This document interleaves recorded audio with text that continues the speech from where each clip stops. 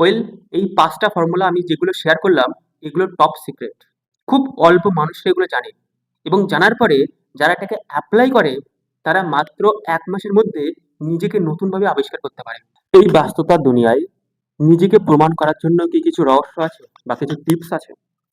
Well, একটা কথা মনে রাখবে, দুনিয়া যেভাবে এগিয়ে যাচ্ছে, সে হারে যদি তুমি এগিয়ে না যেতে পারো বা তুমি গতানুগতিক লার্নিং করো, তাহলে কিন্তু তুমি অটোমেটিক পিছিয়ে পড়বে এবং তোমার স্বপ্নগুলো অন্যরা পূরণ করে ফেলবে। ওয়েল, আমরা অনেকবার একটা জিনিস দেখেছি, বেশি অংশ মানুষ তারা স্বপ্ন পূরণ করতে পারে না। কেন পারে না? এবং কি ৫টা এমন রহস্য আছে, যে রহস্য যদি তুমি পালন করো, তুমি সবার সামনে নিজেকে প্রুভ করতে পারবে। First, reprogramming. আমাদের মাইন্ড কিছু বৈশিষ্ট্য আছে। তার মধ্যে একটা বৈশিষ্ট্য হচ্ছে, তারা কমফোর্ট জোনে থাকতে পছন্দ করে এবং কমফোর্ট জোনে থাকলে কখনো সফলতা ছোঁয়া দেয় না। তাই মাইন্ডটাকে রিপ্রোগ্রামিং করতে হবে। কিভাবে সেটা করা যায়? তার জন্য ৩টে স্টেপ আছে। ফার্স্ট, তোমার অতীতকে ভুলতে হবে। অতীতের ইমোশন, চিন্তাভাবনা সবকিছু ভুলতে হবে। দ্বিতীয়, একটা ভবিষ্যতের গোল সেট করতে হবে, লক্ষ্য। এবং তৃতীয়, ইমিডিয়েটলি অ্যাকশন। এই ৩টে স্টেপ তোমার মাইন্ডটাকে রিপ্রোগ্রামিং করবে। দ্বিতীয়, স্পিড লার্নিং ফর্মুলা। এটা খুব ইন্টারেস্টিং বিষয়। আমাদের ব্রেন সবসময় কিছু না কিছু শিখছে, কিছু না কিছু জানছে।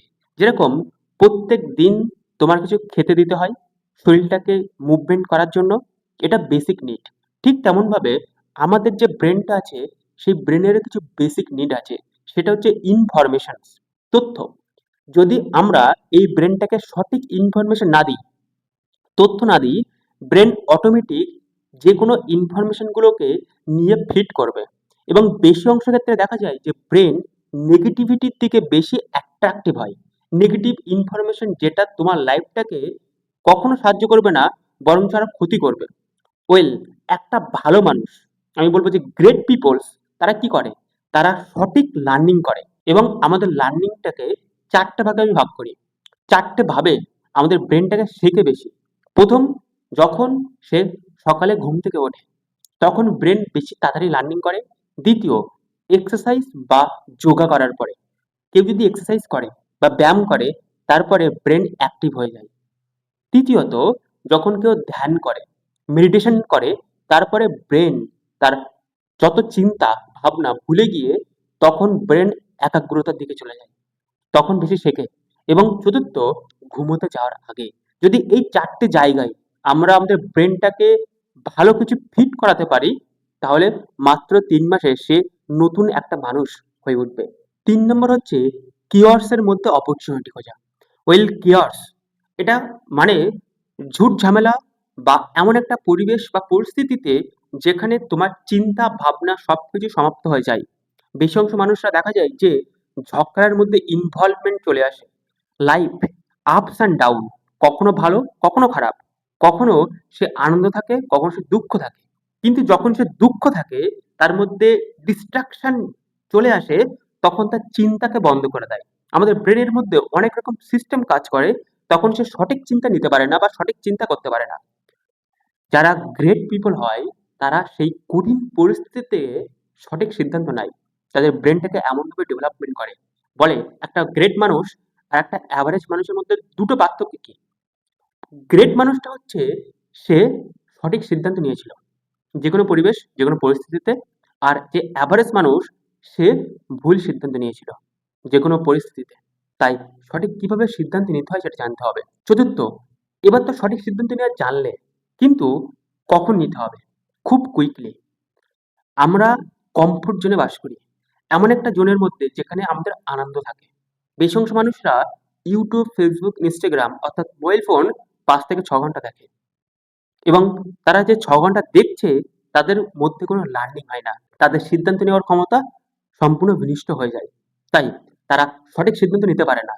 একজন গ্রেট পিপল, সে সঠিক সিদ্ধান্ত নেয়, কিন্তু একটা জিনিস খুব ভালো করে লক্ষ্য করলে বুঝতে পারবে, সঠিক সিদ্ধান্ত নেওয়ার সময়টাও কিন্তু সঠিক হওয়া দরকার। যদি একটা সঠিক সিদ্ধান্ত সে বেশ কিছু মাস বা বেশ কিছু বছর পরে নেয়, তাহলে সেই সিদ্ধান্তটা সঠিক থাকে না। সঠিক সিদ্ধান্তর একটা মুহূর্ত হচ্ছে সে কোন টাইমিংয়ে নিয়েছে। তাই টাইমিংটা ইম্পর্টেন্স, এবং টাইমটা কখন নিতে হবে? অ্যাজ সুন অ্যাজ পসিবল, যত তাড়াতাড়ি সে সেই সঠিক সিদ্ধান্ত নিতে পারে। এবং সর্বশেষ পয়েন্টটা, ইমোশনটাকে কন্ট্রোল করা। ইমোশনটা কি করে কন্ট্রোল করতে হবে? আমরা বিশেষ করে ৩টে ইমোশন আমরা সবসময় ফেস করি। একটা হচ্ছে স্ট্রেস, দ্বিতীয় হচ্ছে প্রেশার, এবং তৃতীয় হচ্ছে ফিয়ার, ভয়। যখনই তোমার লাইফে কোনো প্রবলেমস হবে, সেই প্রবলেমটা কি প্রবলেমস, তাকে একটা নাম দিতে হবে। অর্থাৎ সেটা কি ভয় থেকে এসছে, ইয়েস অর নো? সেটা কি প্রেশার থেকে এসছে, কোনো কাজের প্রেশার হতে পারে, বা অন্য কিছুর চাপ হতে পারে, বা সেটা কি অতীতের কোনো একটা ঘটনা বারবার রিপিটেড হচ্ছে, স্ট্রেস। যদি আমরা আমাদের প্রবলেমটাকে, প্রেশারটাকে নাম দিতে পারি, নামকরণ করতে পারি, তাহলে সেই প্রবলেমটাকে আমরা 50% সলভ করতে পারবো। তারপরে আসে বিশেষ কিছু টেকনিক বা ফর্মুলা। যখনই কোনো ফিয়ার আসে, তার 90% হচ্ছে কাল্পনিক। ১ নম্বর, যদি লাইফে কোনো প্রেশার আসে, তাহলে তার জন্য দরকার হচ্ছে রাইট স্ট্র্যাটেজি, রাইট ফর্মুলা ওই প্রেশারটাকে কম করার জন্য। এবং লাইফে যদি কোনো স্ট্রেস আসে, তাহলে কি করতে হবে? তাহলে তুমি কিছু ভুল করেছিলে অতীতে, এবং বর্তমানে এবং ভবিষ্যতে ভুল করতে পারো, সেগুলোকে স্টপ, বন্ধ করতে হবে। ওয়েল, এই ৫টা ফর্মুলা আমি যেগুলো শেয়ার করলাম, এগুলো টপ সিক্রেট।